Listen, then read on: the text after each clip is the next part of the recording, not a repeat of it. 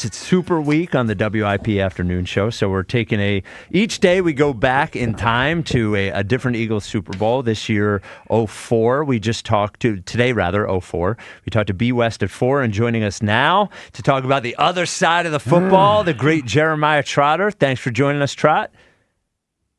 What's up, fellas? What's up, X-Man? Man, I can't call it, man. How you guys doing? Where you at, bro? Where you at? Just are you here? Yeah, he's a worldly guy. Where are you? Where you at, man? I'd put it to you this way. I'm wearing shorts. Oh. I knew he wasn't anywhere near here. Yeah, No. I knew that. I knew that. The boy said, they say we getting a foot. I'm out of here. Yeah. Well, you can wear shorts today. We got all the way up to 35 degrees here today in Philly, so you're really missing okay, it. All right. I'll put it to you this way. I don't see nothing white around me unless it's a car. I'm gonna let that go. Yeah, there's a bunch of jokes we could do there. Yeah. So you know, we're not just talking about the Super Bowl itself, talking about the whole season. When I bring up the 04 Eagles season, what is the first thing that comes to your mind? Man, just came up short, man. That's all. I mean, that's the first thing is, man, we should have had that one. That should have been the first one. Yep. And then the next thing is, you know, just the amount of talent that we had on that team and the run we had that year was special, and we just didn't close the deal, you know. Man, I think about that year, Trot, and people. I think we think about the 04 team, and we know Jeremiah Trotter was on that team, but I think people forget how you arrived at being a part of that 04 team. Just tell us real quick about, Andy giving you that call, you coming here, and then even when you came back, you weren't initially put in as the starter, right? So you didn't even become the starter until like week 7 of that season. How did that sort of transpire? How you came back to the Eagles? Yeah, like you said, Andy gave me a call, man. Came in for a physical. That had some trouble the prior year stopping the run. And they said we needed some help in that area, so I thought, I kind of thought I was going to come in and not start, but, at least be rotating. But it didn't work out that way. I was playing special teams. So, I just made it my mission to hurt people on special teams, right? You know what I'm saying? I was talking to Cuz this morning, right? I was telling them a story. Mm-hmm. I said, I came in, they had me on second-team defense. Yeah. So, back then, the ones never went against the ones. It always gets two defense against the one offense. Yep. So I made it my mission. I'm gonna hurt every starter that I can until they take me off this second team defense. And one period, Andy Reid said we're going live. So T.O. runs a crossing route coming to my side, and I happen to be sitting out in that area that's waiting on him. And I could have just made a routine tackle, right? Mm-hmm. But I was trying to send a message. I said, I'm about to put this joke out of practice because they're going to stop running me out with second team. And I literally dipped my head to spear him in his hip or his side or whatever. Mm-hmm. And he didn't get up. And Andy Reid came in over there. He was red, man. He was hot. And I was worried about getting cut. I was like, oh, no.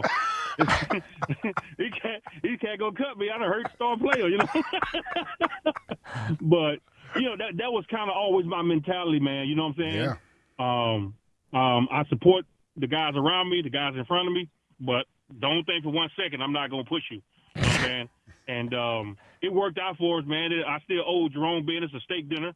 He went out there and had like 172 on us, and I got the starting job the next week. Yeah.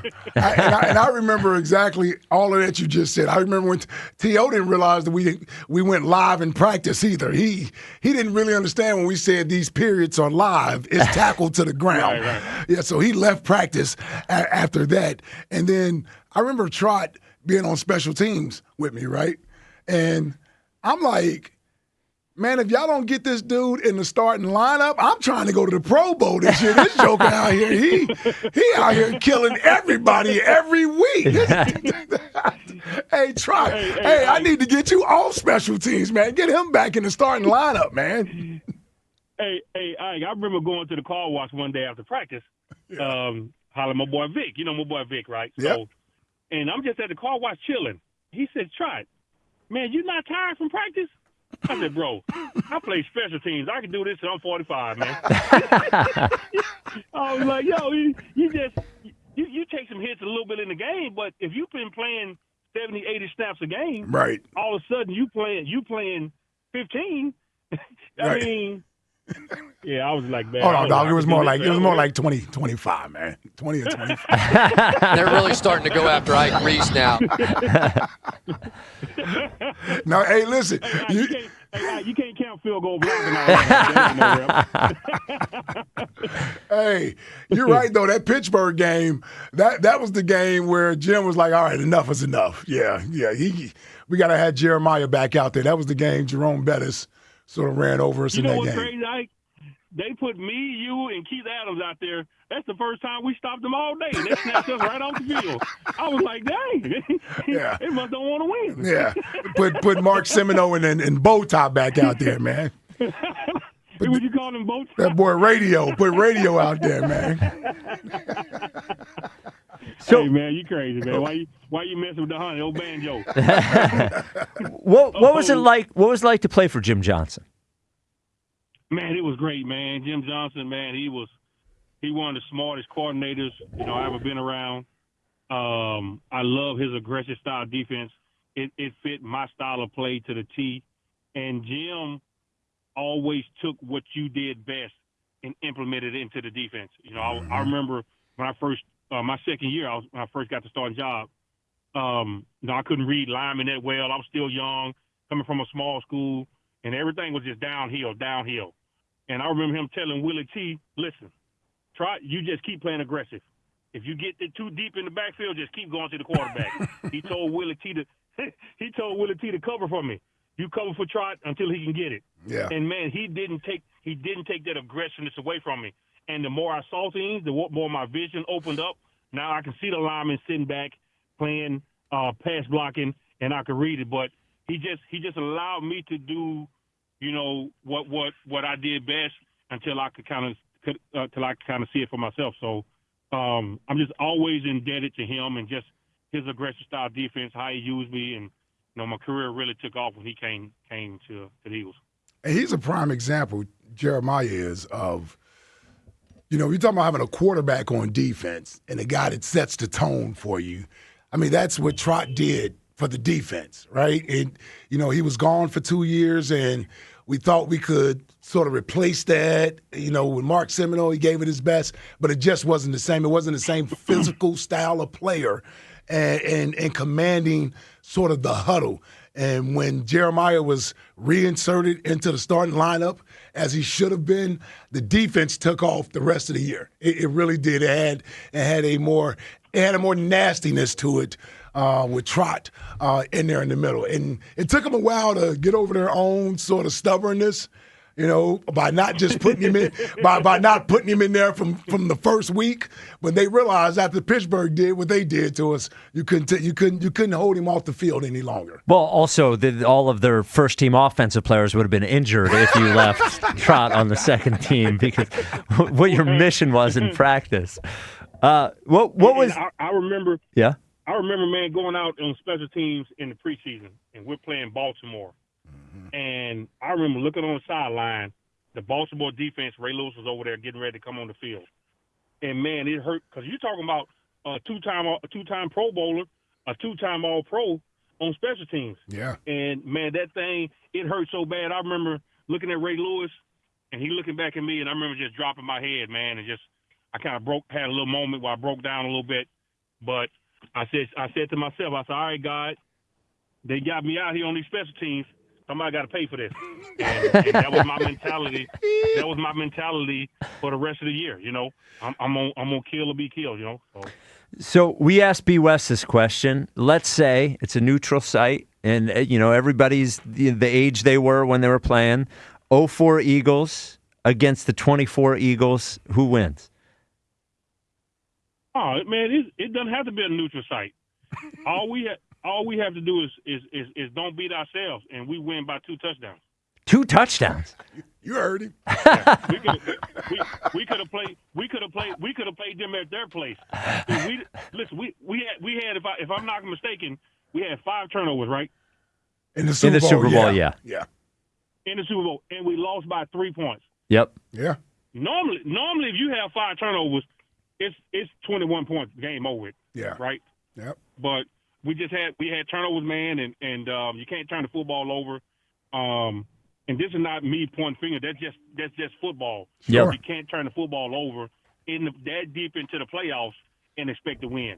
That goes to show how much talent we had on that team, man. We definitely had the better team.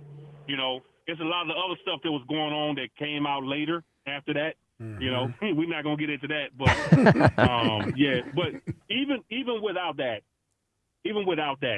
you can't turn the football over and expect to win football games in the playoffs. Yeah. So. Yeah. Well, I told the guys, I was watching the game this morning, and I didn't remember those turnovers, even in the first quarter. You're like, the fumble here, interception there, and you guys were still in it, but there were so many opportunities that were not capitalized on, and the Patriots played a clean game, and they won the football game. Yeah. You know?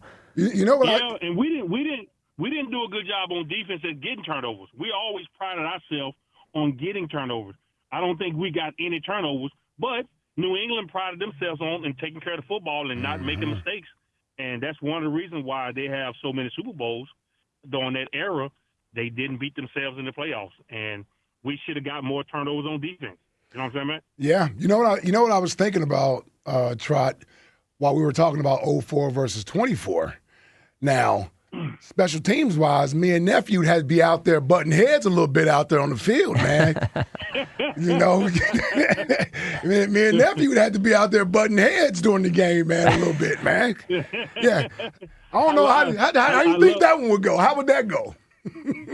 No, y'all get along great, man, because y'all headhunters out there, man, flying around, you know. Sometimes y'all be a little rogue, but, you know, you guys earned that right to go out there. Like he'll go out there and coach will say, try, just do what you do. Yeah. And man, that's one of the best compliments you can get from a coach to hear him say, hey, Trot, you do what you do. Man, that's a major compliment, man. And you was in that Ike, you do what you do, Mike Caldwell. Yep. You know what I'm saying? So, you know, now we couldn't have everybody running rogue. We get good, but you got to have a couple. I remember one time back in the day, I was starting at the time, and it was way back. We was in the vet. Yep. And the veteran guys used to get in the huddle and say, listen, we get a tackle inside the 20. The person who make the tackle get 5 Gs or 2 Gs or 3 Gs. Yeah. Man. Somebody getting killed. You could have seen Ike Eyes and Mike Caldwell. Man, them guys was way out their lane running down there. Needless to say, we didn't get the tackle inside the 20. Let me ask you this, man. How was it for you last year? We're Super Bowl week, and we got a chance to experience it, and didn't necessarily take advantage of that. But last year, you know, Jeremiah had his opportunity to play in the Super Bowl, and they won, and you were there. You were down on the field. Just that feeling for you as a father, watching your son go out there and experience and realize his dreams come true. Man, it was special, man. It was special, not just because my son was playing, but, man, my team was in the Super Bowl and won. You know what I'm talking about, Ike? Yeah. And I couldn't have – he was there with me when we beat Atlanta NFC championship game. And, you know, just being there to enjoy that moment there with him, to experience that, and then on top of that, getting the win in that type of fashion, like the game was over in the third quarter. So, you know, man, it was a special, special moment. And I was just happy for him, obviously. And I was just happy for the city of Philadelphia and the players that put all that work in, you know. Well, Trot, we thank you for going down memory lane with us. Yes, sir. Did not win the Super Bowl, but that team, that era of Eagles football, has a special place in our hearts, as do you. So thank you for coming on to that story about wanting to murder the first team offensive player. I'm never going to forget that story, man. Yeah, you're serious. Thank you for coming on with us today. Enjoy the sun wherever you are. All right, thank you. All right, thank you, yes. Trot. Yeah, man, he was Laying out T.O. yeah, Come yeah, on, man. He was not happy. Yeah, I can imagine. He felt, and we agreed. Yeah. It felt like more like a punishment than Yes. where he should be. Yeah. But yeah, they. All because he took some money in Washington? Yeah. Well, it didn't end necessarily great either. Is that the franchise tag thing? Yes. Yeah. Oh, yeah.